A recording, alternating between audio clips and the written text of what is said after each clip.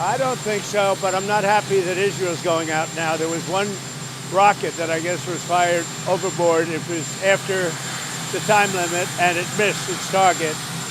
And now Israel's going out. These guys got to calm down. Ridiculous.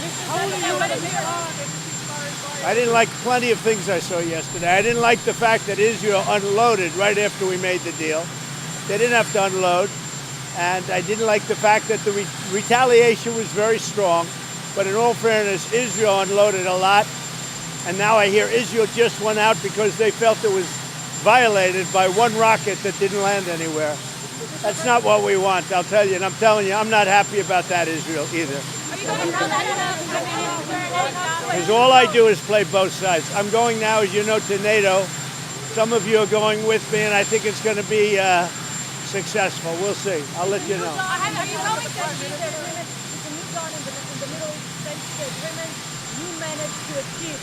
What are your future plans for the region, for Saudi Arabia, Israel, Gaza, the hostages? Look, you're asking me about women in the Middle East. It's getting a lot better. Things are happening at a high level.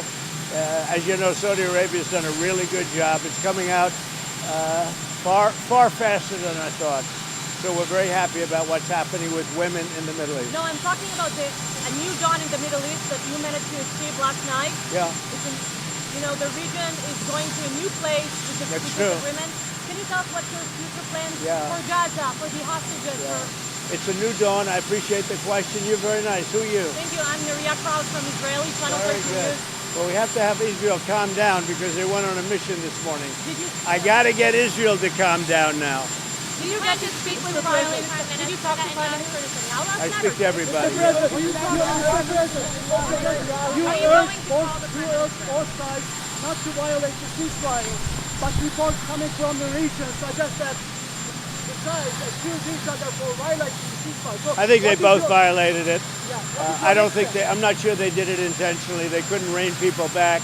I don't like the fact that Israel went out this morning at all, and I'm going to see if I can stop it. So as soon as I get away from you, I'm going to see if I can stop it, okay?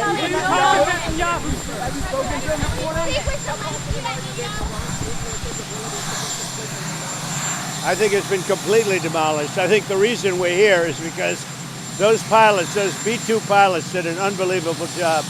And you know, the fake news, like CNN in particular, they're trying to say, well, I agree that it was destroyed, but maybe not that destroyed.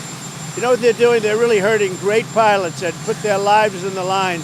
CNN is scum, and so is MSDNC. They're all, and frankly, the networks aren't much better. It's all fake news, but they should not have done that.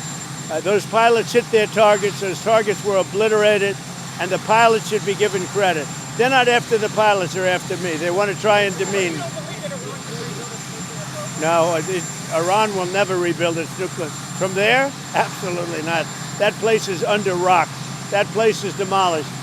The B-2 pilots did their job. They did it better than anybody could even imagine. They hit late in the evening. It was dark with no moon, and they hit that target with every one of those things, and that place is gone.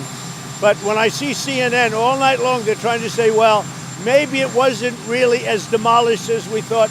It was demolished. You take a look at the pinpricks, and you see that place is gone. And I will say, I think CNN ought to apologize to the pilots of the B-2s. I think that MSDNC ought to apologize. I think these guys really, these networks and these cable networks are real losers. You really are. You're real losers.